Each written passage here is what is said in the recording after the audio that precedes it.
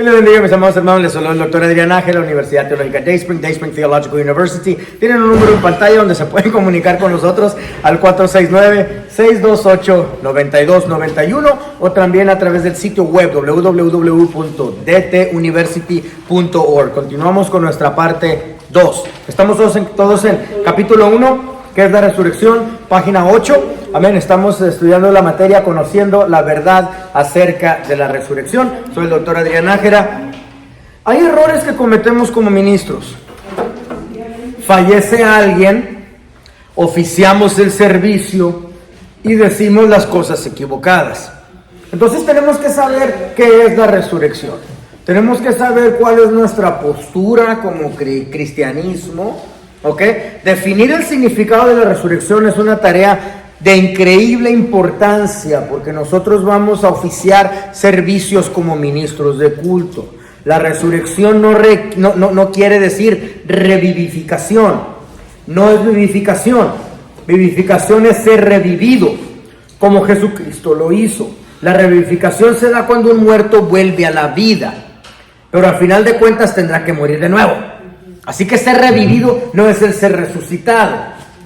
Muy bien, ser revivido, así como algunas personas en las escrituras, a lo largo de las escrituras ha sucedido el caso, ok, la persona vuelve a morir en lo natural y entonces se va a ese periodo de descanso. La diferencia es que en la resurrección la persona muere y vuelve a la vida en forma física para siempre, después de ese periodo de descanso que es la muerte. Lo vamos a explicar, lo vamos a desglosar en detallitos, lo vamos a explicar muy bien a lo largo de este capítulo. Entonces resucita el cuerpo, pero ya cuando resucita el cuerpo, resucita ya para vida eterna. Resucita ya a la vida eterna. Ahora, la resurrección no implica una segunda oportunidad para la salvación después de la muerte, exactamente. Tal como ciertas ideas erradas de la reencarnación y el purgatorio, ellos dan a entender esa segunda oportunidad. No es tal cosa. Hebreos capítulo 9, versículo 27, refuta la reencarnación y el purgatorio. Lo tienen ustedes ahí en el segundo párrafo, página 8, mero abajo. ¿Sí? Y de la manera que está establecido para los hombres que mueran una sola vez y después de esto, el juicio. Exactamente.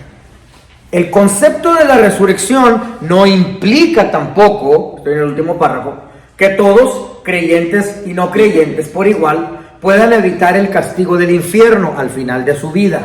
Tampoco implica eso, no se puede evitar. Muy bien, el concepto del universalismo es la falsa idea de que al final toda la gente se salva y se va al cielo. Exactamente, qué bueno que lo estamos captando paso por paso para no cometer estos errores.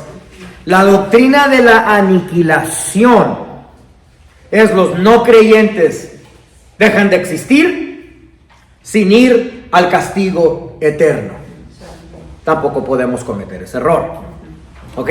Tampoco podemos cometer el error. Ahora, Daniel capítulo 12, versículo 2 declara que tanto creyentes como no creyentes se levantarán, pero unos para ir al cielo eterno y otros al infierno inextinguible. ¿Se acuerdan que estábamos hablando en el término anterior, sí, que el cristianismo tenía todas las de perder? La iglesia primitiva tenía todas las de perder cuando ellos presentaban su escatología y cuando la persona andaba buscando una religión a la cual pertenecer. El cristianismo realmente tenía todas las de perder porque cuando expresaban su escatología, al preguntarle a las otras religiones, ellos tenían una oferta todavía más atractiva que el cristianismo, y cuando le preguntabas al cristianismo, el cristianismo decía: te portas bien, te vas al cielo; te portas mal, te quemas por la eternidad en un infierno. No se escucha nada atractivo eso. Entonces eso lo expresamos nosotros muy abiertamente como cristianismo, porque no estamos para endulzarle el oído a alguien.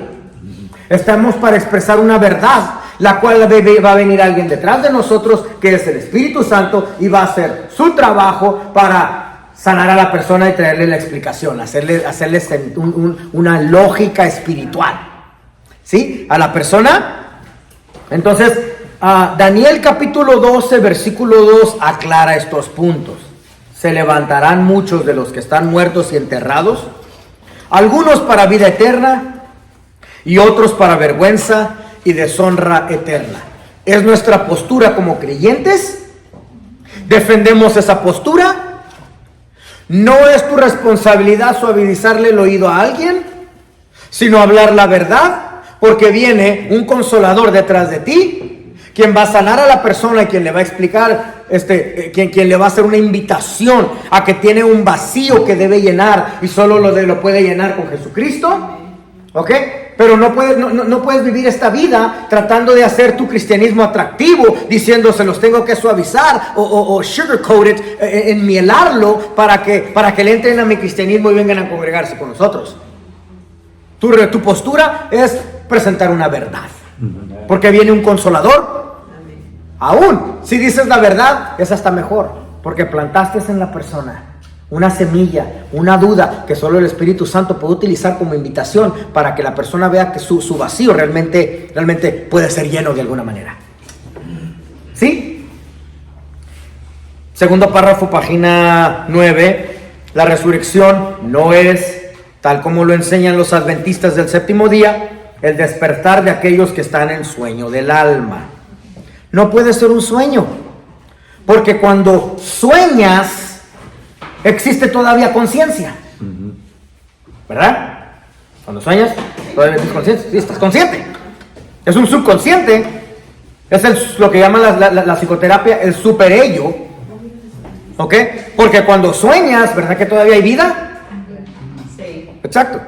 Pablo claramente expresa que se irá con Cristo a vivir por siempre cuando finalice la vida aquí en la tierra. Entonces no puede ser un sueño, como lo dicen los adventistas. Se justifican en ese supuesto reposo, se justifican con 1 Corintios capítulo 15, versículo 20. No sé por qué Pablo le habla tan profundo a los corintios cuando le está explicando estas cosas. Los corintios eran uno de los menos conocedores de la palabra de Dios. Corintios eran un pueblo muy caprichoso, sí, era un pueblo muy inmaduro. Realmente no. ¿Mande? Escuchaban a todos y tomaban lo de todos. Era una sociedad muy caprichosa, una sociedad muy rica en dinero, en abundancia, una sociedad marítima y por lo mismo se chiflaban. Sí, creían en cualquier dios que se les atravesara. Es que no entiendo por qué Pablo, pero bueno, está en Corintios, en la primera carta, cuando Pablo le está hablando a los corintios, y ellos se justifican de esa porción bíblica y de Pablo. Los adventistas se justifican para decir que es un sueño cuando mueres. ¿Ok? Mas ahora Cristo ha resucitado de los muertos, primicias de los que durmieron es hecho. ¿Ok? Pero debemos saber que ahí está hablando metafóricamente. Es una metáfora la manera como lo está hablando. Cuando Pablo dice realmente no es así. El cuerpo tiene que morir. Y hay un significado para ello. Ahora, Pablo ve esta muerte como ganancia. Filipenses 1:21. ¿Ok? Aquí le vas a perder el miedo a la muerte. Porque lo que Pablo está queriendo decir para mí el morir es ganancia. Él está diciendo, no importa cuál sea el veredicto de Dios para la persona. A final de cuentas, en el peor de los casos, según tu peor, lo que tú considerarías como peor, sale la persona ganando. Quizás Dios decida, ya no te dejo vivir, y se lleva a la persona. En el peor de los casos, terminaste ganando. ¿Por qué? Porque el morir en Cristo es ganancia. El morir en Cristo es ganancia. ¿Pero por qué? Porque estás ese tanto más cerca a tu resurrección. Wow. Estás ese tanto más cerca a que se lleve la tercera faceta de tu existencia. Vida terrenal. Totalmente separado. Muerte física en el centro. Y tiene que existir esta parte para que pueda vivir tu propia resurrección. Si no hay resurrección. Entonces Pablo dice, ya estoy avanzando ese tanto más a poder llegar a mi resurrección, que es lo que tanto he anhelado. Sí. ¿Sí? Aquí le pierdes miedo a la muerte física. Pero yo creo que Pablo vivía en el Espíritu.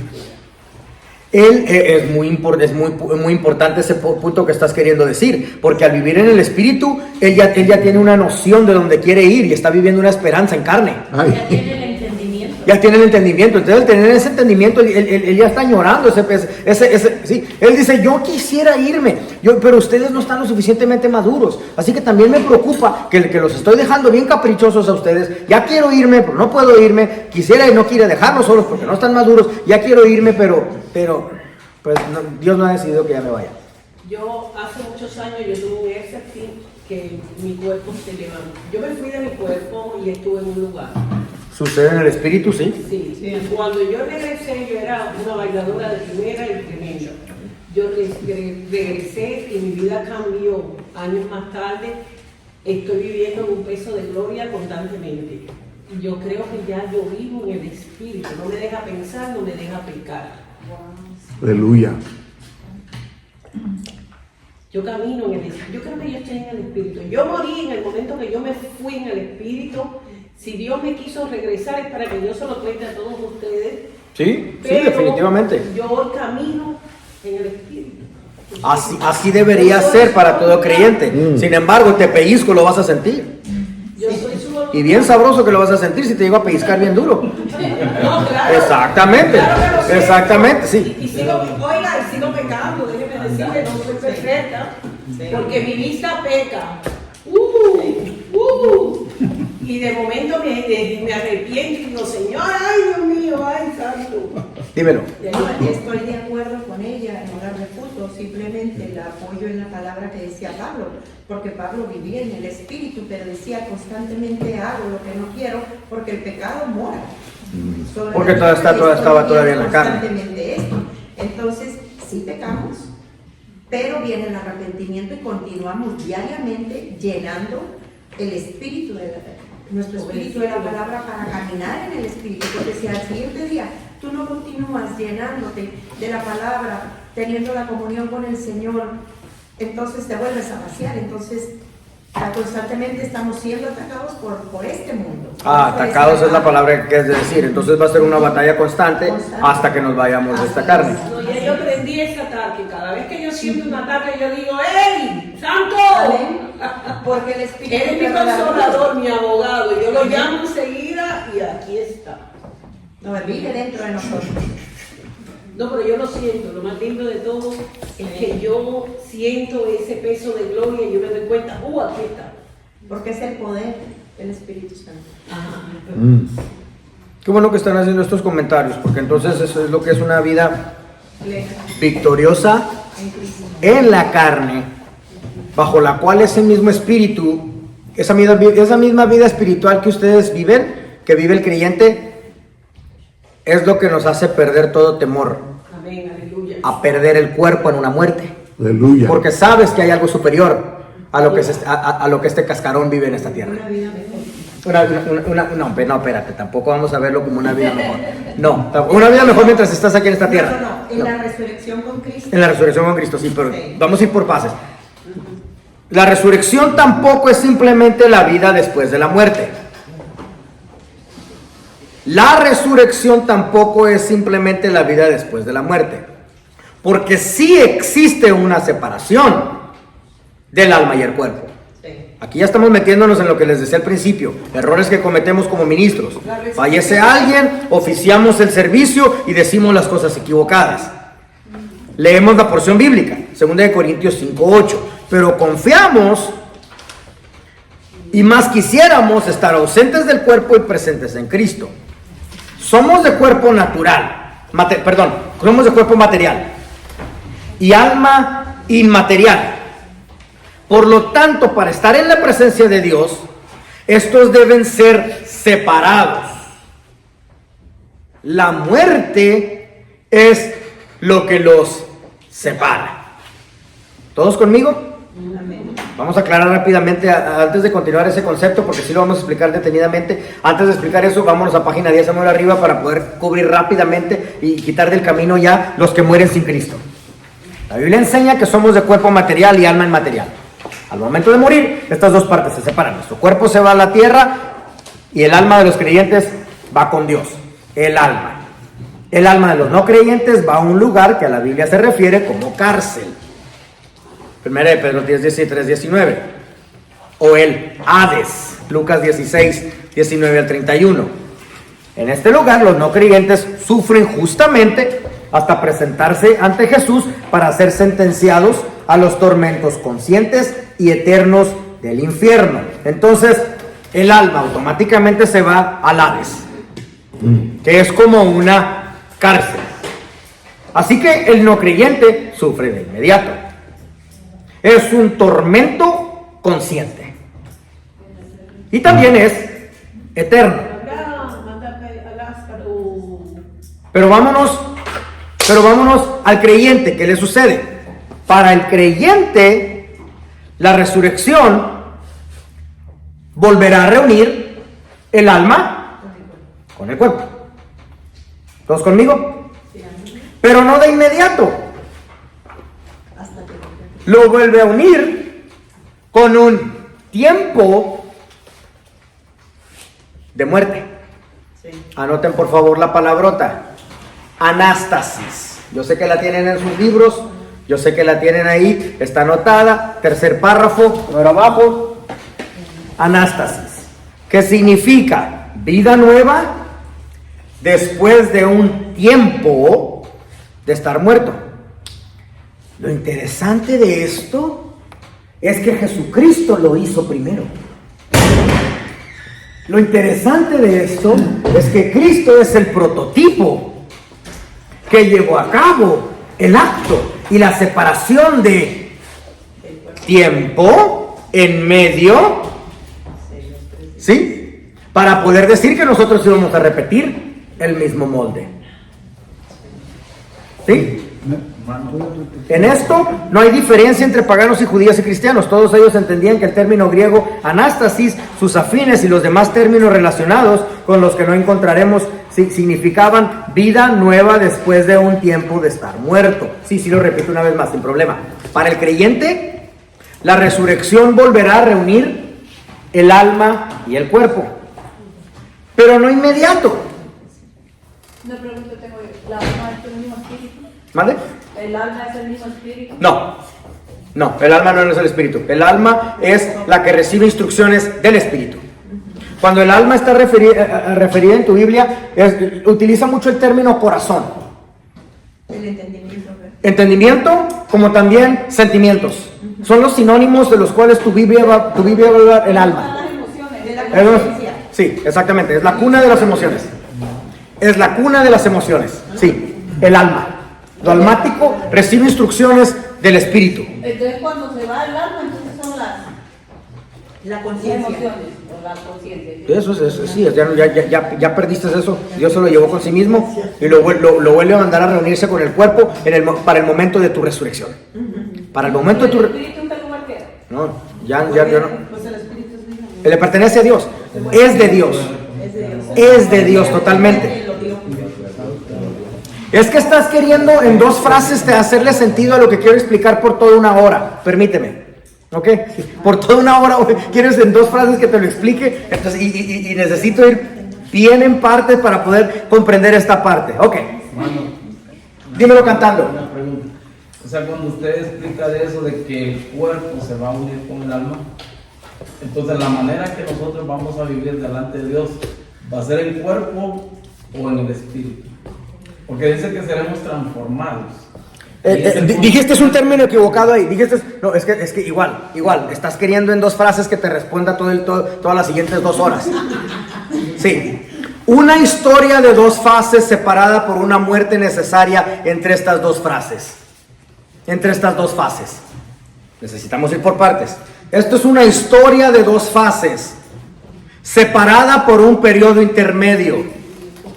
Ya ven cómo estoy, como ustedes quieren que llegar a conclusiones, necesito explicarles las fases. Tenemos vida, ahorita, terrenal.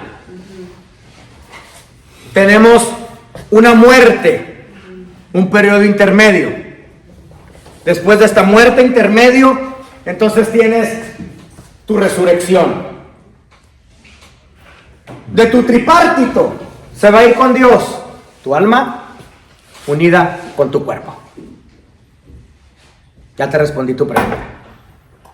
Se va a ir con Dios, a estar con Él. Tu alma, que la va a regresar, unida al cuerpo, y se va a ir con Él. Tú dices, ¿y dónde quedó el espíritu? No necesitas regresártelo, siempre fue de Él. Siempre fue de Él. Fue una parte que Él implantó en ti, un soplo de vida. Fue una parte que Él implantó en ti para poder comunicarse contigo. Fue un celular que Él te prestó durante esta tierra para que se pueda comunicar contigo. La pregunta era, entonces, cuando se une el alma con el cuerpo, entonces vamos a morar ahí en el cielo en cuerpo. Cuerpo y alma. Sí, cuerpo y alma. Cuerpo y alma. Que semejantes al Señor que lo resucitó, ¿no? Sí, exactamente. Va a ser el cuerpo Cuerpo y alma. no teníamos que- Ok. Anastas, vámonos por partes. Vamos a empezar desde el principio otra vez. Ok. Para el creyente, la resurrección volverá a reunir el alma y el cuerpo. Lo que acabo de decir ahorita.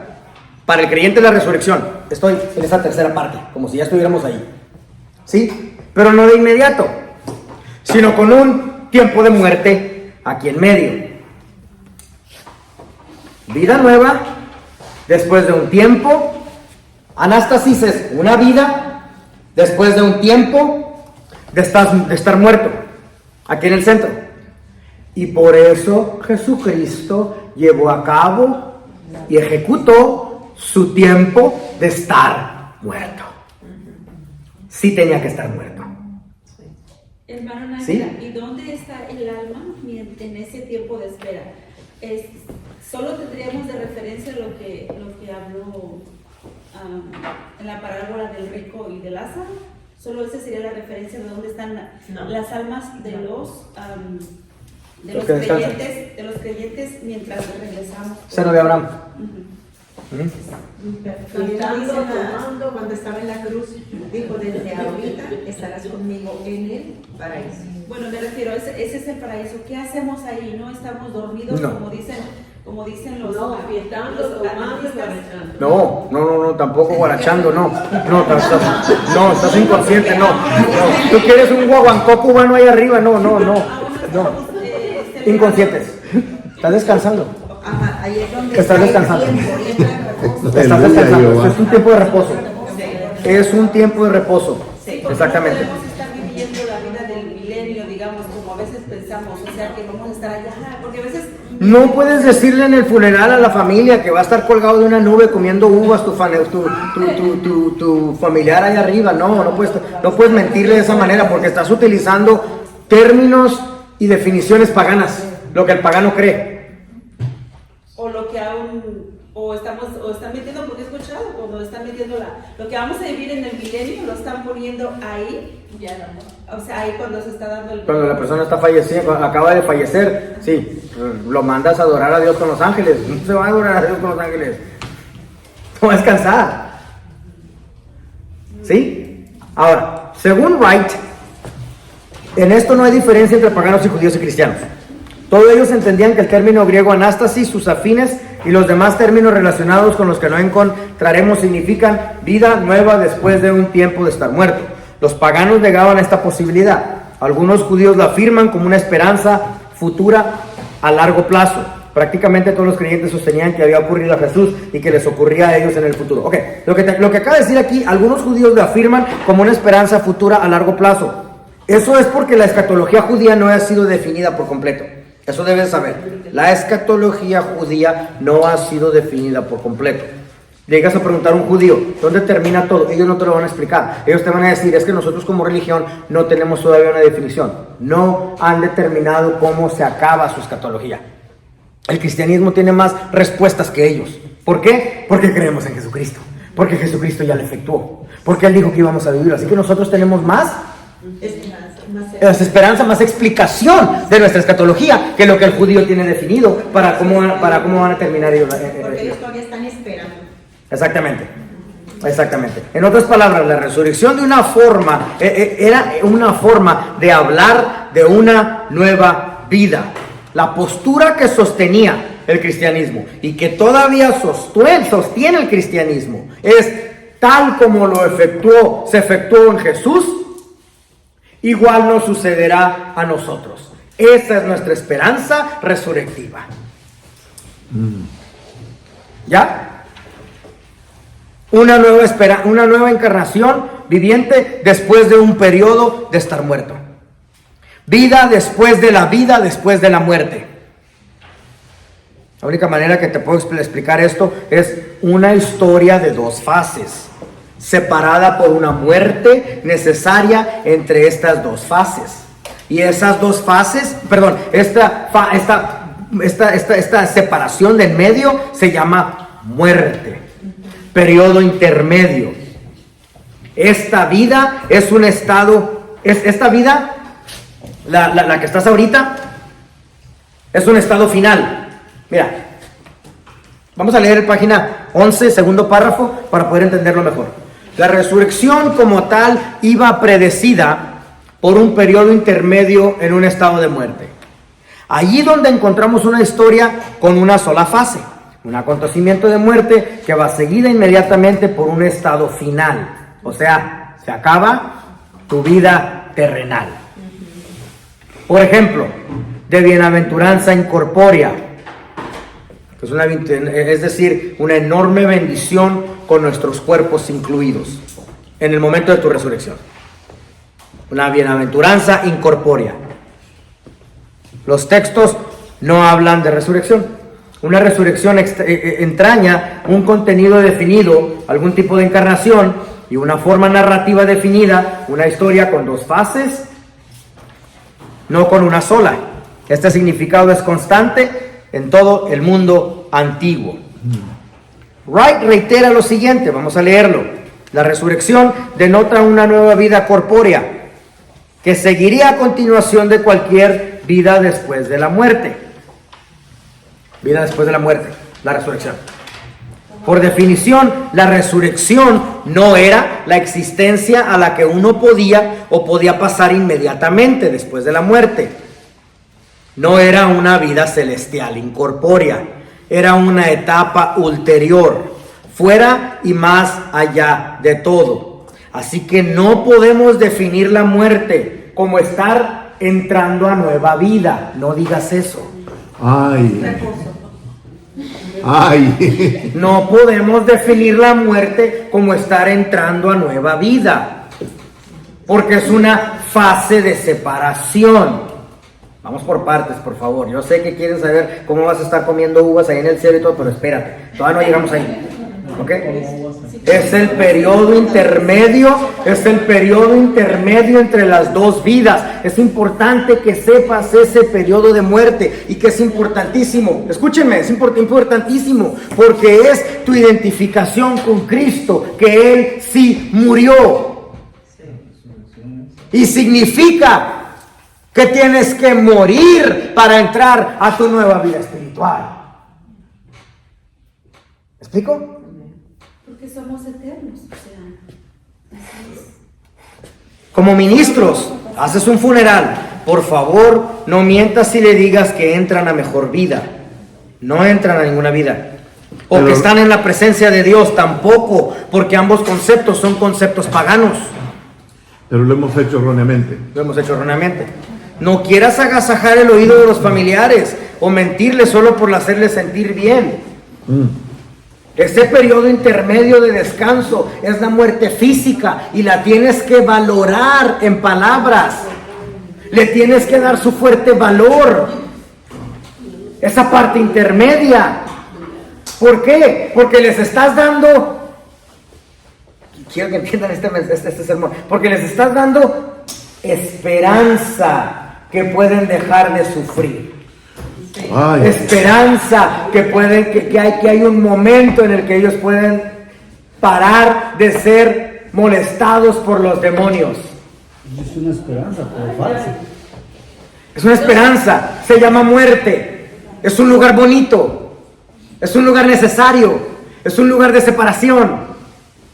Pero como pensamos de la calaca, o la tenemos muy mala definida, la queremos evadir brincándote de esta vida a nueva vida. Y Jesucristo dice, no, yo mismo experimenté esta parte de en medio porque es muy necesaria, porque es el final de tu sufrimiento y de tus pecados. Y si la persona se va en pecado, Dios le diría para todas las personas que están ahí en el... No me han llamado para hacer sermones que son pecados. Tendrías que hablar sobre la verdad, tendrías que hacer una invitación, tendrías que mejor dirigir tu sermón hacia la salvación de los que ya están vivos, hacia la esperanza de los que ya están vivos. Decir que es lo que le va a suceder a él. No. Decir que no, tampoco vas a empezar a condenarlo, no. La verdad. No, es que no recibes a Jesucristo a las personas a través de darles palo. Acá está la clase. Es que no le abres el cielo a las personas a través de darles palo, no vas a que tú dices es una.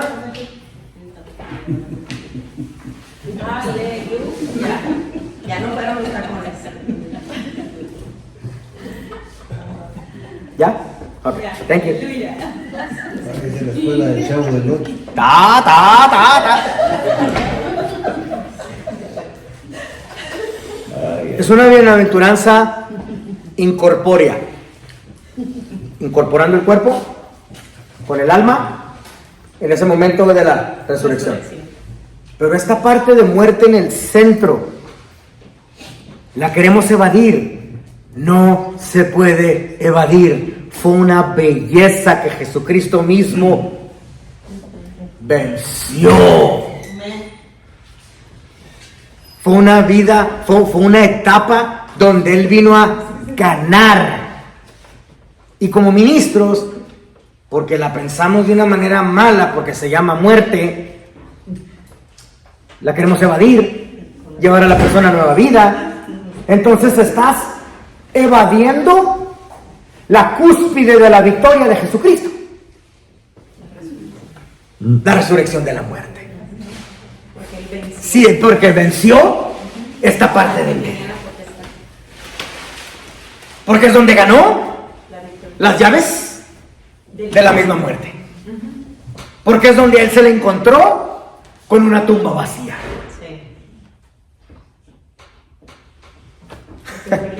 Exactamente. Imagínate un sermón hablando solo de esta parte del medio. Aleluya. Es una explosión. Lo que acabo de decir es, imagínate si te armas un sermón explicando solo esta parte del medio, te va a decir toda la congregación, vamos a morirnos ya. Vamos a desear. Ya vas a desear morir, exactamente. Es un mismo que descendió una de las partes nomás. O sea, visitó la muerte, todo el lado. Para ganarle, no me puedes detener aquí. Porque Jesucristo, Satanás pensó que ya había ganado.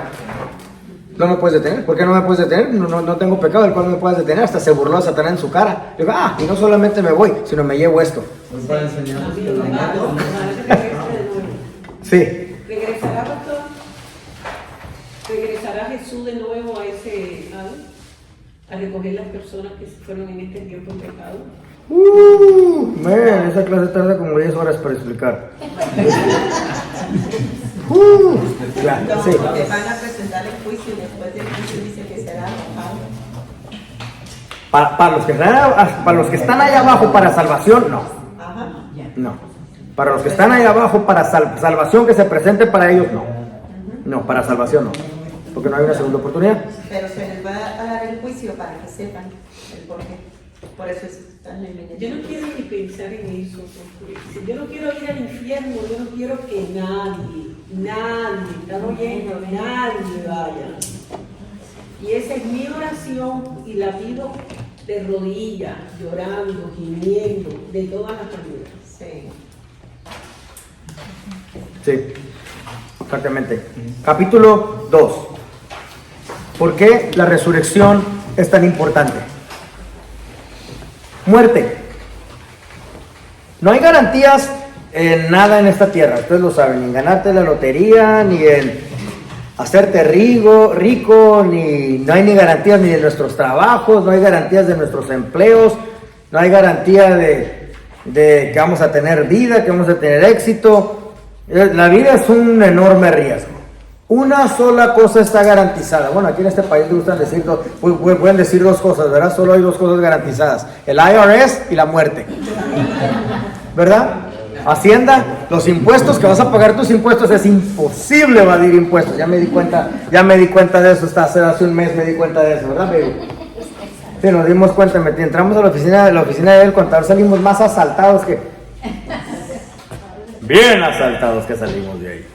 Bueno, mi esposa ni le digo cuánto nos acaba de bajar, pero fuerte, por la universidad y por personal, lo que tenemos que pagar impuestos. Así que no evades impuestos. Bueno, pero el libro no dice ir al IRS, el libro dice la muerte, ¿ok? Una cosa sí es garantizada: la muerte. ¿Sí? Anota por favor la definición de muerte. No está en tu libro, quisiera que la pusieras. El final permanente de los procesos vitales en todo organismo. El final permanente de los procesos vitales en un organismo. El final permanente de los procesos vitales en un organismo. A través de la historia, las personas han querido saber el significado de la vida. ¿Existe un Dios? ¿Quién o qué es Él? ¿Quiénes somos nosotros? Puedes hacer preguntas filosóficas, puedes hacer preguntas muy profundas. A final de cuentas vas a terminar con más preguntas que respuestas. Este concepto que Jesucristo llevó a cabo a través de la resurrección es lo que nos trae las respuestas a estas preguntas profundas. ¿Cuál es el propósito de la existencia? ¿Es la vida un accidente de la naturaleza? ¿De dónde venimos? ¿Qué pasa cuando morimos? ¿Podemos estar seguros de la verdad o es simplemente relativo? ¿Cuáles son las implicaciones de una vida sin sentido? Una vida sin sentido es cuando la misma persona deja de buscar su propio sentido. Exactamente. Esa última pregunta se me hizo muy interesante a mí cuando la estaba estudiando ahí. ¿Cuáles son las implicaciones de una vida sin sentido? Rápido se me vino a la mente, es muy fácil de responder. Una vida sin sentido es cuando la misma persona deja de buscar su sentido. El mismo sentido uno mismo se lo da a la vida. Está perdido. Exactamente, estás perdido, porque estás muerto en vida. Estás muerto en vida cuando tú mismo dejas de buscar tu propio sentido. Algo que me gusta de mi amada cultura latina es que es una cultura extremadamente trabajadora. Mi cultura latina puede ganarse $1 millón y después de una semana ya estás trabajando otra vez. ¿Por qué? Porque estás acostumbrado a trabajar, estás acostumbrado a producir. Te trae más satisfacción la productividad, ¿okay?, que tener dinero. El dinero pues vas y te lo gastas, te metes al mall, compras todo el mall y listo, y simplemente sigues trabajando, ¿verdad? Son cosas materiales. Pues la cultura latina le gusta trabajar. Eso es algo que amo de mi amada cultura latina. ¿Amén? Podría ser que la mayoría de las personas son escépticas hoy en día por razones equivocadas, que si existe la evidencia real de respuestas correctas a las preguntas que hemos citado, que si hay algún poco juego de azar en todo esto. No es necesario pensar de la vida como un juego de azar. ¿Sabes por qué la vida no es un juego de azar? Porque cuando conocemos la providencia de Dios, que todo realmente es intencionado por Dios, que nuestras experiencias, que nuestras vivencias, que nuestras acciones, que absolutamente todo lo que podemos efectuar en esta tierra, Dios ya lo tiene magistrado en su providencia. Sí. ¿Ok? Entonces entiendes que hay ganancia y que ya todo fue diseñado por ti y que tú simplemente tienes que buscar cuál es la intención de Dios para cada vivencia o cada experiencia que tú estás viviendo. ¿Qué es lo que quieres enseñarme a través de esto que estoy cruzando ahora mismo? ¿Por qué diseñaste esta circunstancia para mí? ¿Sí? Más preguntas, página 13 medio arriba, que si estas evidencias pueden ser confirmadas, evaluadas, filtradas, criticadas y aún así permanecer inmovibles. ¿Ok? ¿Estás interesado en examinar estas evidencias? Que si muchas de las grandes mentes de la historia, escépticos y aquellos entrenados a evaluar la evidencia, han concluido que esta evidencia es irrefutable, puedes ignorar lógicamente sus implicaciones. Más preguntas que respuestas.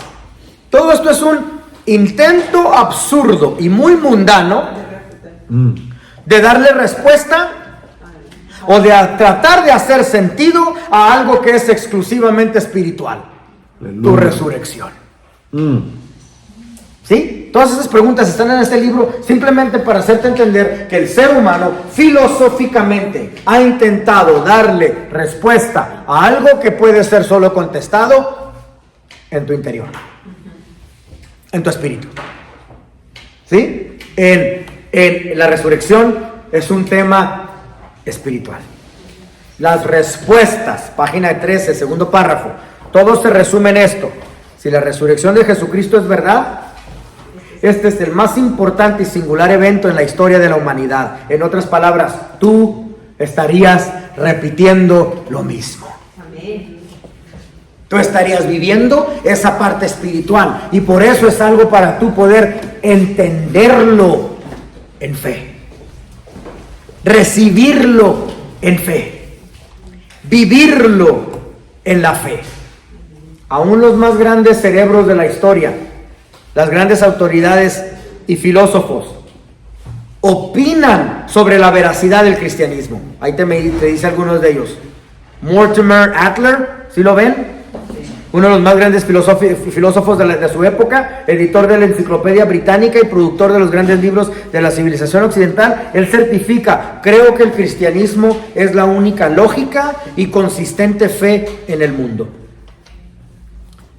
John Warwick Montgomery, quien posee 9 carreras en los campos de la ley, teología, historia y argumenta: las evidencias por la verdad del cristianismo tienen mucho más peso que cualquier declaración o punto de vista secular. Todos estos comentarios, solo para que sepan, están dirigidos al tema central del cristianismo. Y el tema central del cristianismo es la resurrección. Alvin Plantinga, considerado el más grande filósofo cristiano en el mundo, dice: por la mayor parte de mi vida he estado convencido de la verdad del cristianismo. George Gildner, autor del libro Riquezas y la Pobreza, él dice: el cristianismo es verdad y su verdad será descubierta en cualquier lugar por aquel que pueda alzar su vista. Ahora vuelvo a repetir una vez más, todos estos comentarios están dirigidos al tema central del cristianismo. Y al tema central del cristianismo es la resurrección. John Paul Sartre, está abajo, página 13, mero abajo, dice: Dios está en silencio. Es un ateo este. Dios está en silencio. Y eso no lo puedo negar. Todo dentro de mí llama por Dios. Y eso no lo puedo olvidar. Es obvio que él, siendo un ateo, va a estar diciendo: todo dentro de mí clama. ¿Por qué? Porque Dios ha querido comunicarse con su creación más de lo que su creación está dispuesta a comunicarse con él. Dios ha querido comunicarse con su creación porque Él se comunica con nosotros muy constantemente. ¿Sí? Así que a pesar de las diferentes opiniones de religiones, el cristianismo siempre ha probado su superioridad. ¿Sí? Se menciona la confusión, aquí en estos párrafos que siguen, se menciona la confusión que continúa creando el pensar filosófico. Es decir, ahí les va el punto central de esta sección. Lo más que el hombre opine equivocadamente, lo más que prueba y confirma que el cristianismo posee la verdad. ¿Sí? En un mundo donde todas las religiones se contradicen filosóficamente o cada quien puede sacar su propia opinión, ¿todos están de acuerdo? ¿Sí? Perdón, ¿todos están en desacuerdo o todos tienen su opinión por separado? Eso solamente confirma que el cristianismo ha sido lo único con consistencia. Jesucristo mismo vino a poseer esta carne para dar la evidencia convincente de cómo resucitaremos. Ni el acto de lo que Jesucristo hizo se encuentra en ninguna otra religión. Lo que Jesucristo hizo, vino a ser en carne, no se ha encontrado en ninguna otra religión. Ni su motivo. ¿Cuál es el motivo de por qué hizo todo lo que hizo? Todo su proceso soteriológico. El proceso soteriológico de Jesucristo fue a través del reflejo del motivo de su Padre, y es el amor. el proceso soteriológico de Jesucristo. Eso quiere decir todo el sufrimiento que Él pasó desde el Getsemaní hasta haber resucitado. Todo el proceso soteriológico que Jesucristo llevó a cabo. Lo hizo como un reflejo, repitiendo lo que su Padre quería expresar. Y eso es su amor. Su motivo se encuentra en ninguna otra religión. Ninguna otra religión hace lo que hace por amor. Ninguna otra religión lo lleva a cabo. Entonces entendemos que el cristianismo es el único con consistencia. Jesucristo vino, vamos a leerlo, página 14 más abajo. ¿Están todos conmigo? ¿Ninguna otra religión? ¿Lo ven todos conmigo? Sí. Ninguna otra religión en el mundo ofrece una objetiva y evidencia empírica en apoyo de lo que declara ser. Ninguna otra religión en la tierra ofrece un Dios trino de infinito amor, quien probó su amor por la humanidad convirtiéndose en hombre y morir por los pecados de la humanidad en la cruz. Ninguna otra religión en el mundo ofrece vida eterna de forma gratuita. El cristianismo, como su fundador, Jesús mismo, es totalmente genuino y único. Es decir, ni el acto se encuentra en ninguna otra religión, ni el motivo se encuentra en ninguna otra religión. Así que lo más que los filosóficos se refuten en cuanto al tema, lo más que comprueban que el cristianismo es la verdad. ¿Ya? ¿Ya nos hace sentido este párrafo? La resurrección es la base, ya sea para establecer o desaprobar el cristianismo. Eso es obvio. La resurrección. No hubiese habido cristiandad sin la creencia en la resurrección. No hubiese, si esta no hubiera sido establecida y sistematizada. Por lo tanto, la resurrección es la parte vital del cristianismo, que o la sostiene o hace que se derrumbe esta religión cristiana. Amados hermanos, soy el doctor Adrián Nájera, de la Universidad Teológica Dayspring. Pueden comunicarse con nosotros a través de este número que ven en pantalla, 469-628-9291, como también el número, como también el sitio web que tienen en pantalla, www.dtuniversity.org. Estamos terminando la parte 2 de conociendo la verdad acerca de la resurrección. Vamos a regresar para nuestra siguiente parte, donde nos meteremos en las declaraciones que Jesucristo hizo y puntos todavía más profundos. Dios les bendiga, regresamos en unos minutitos.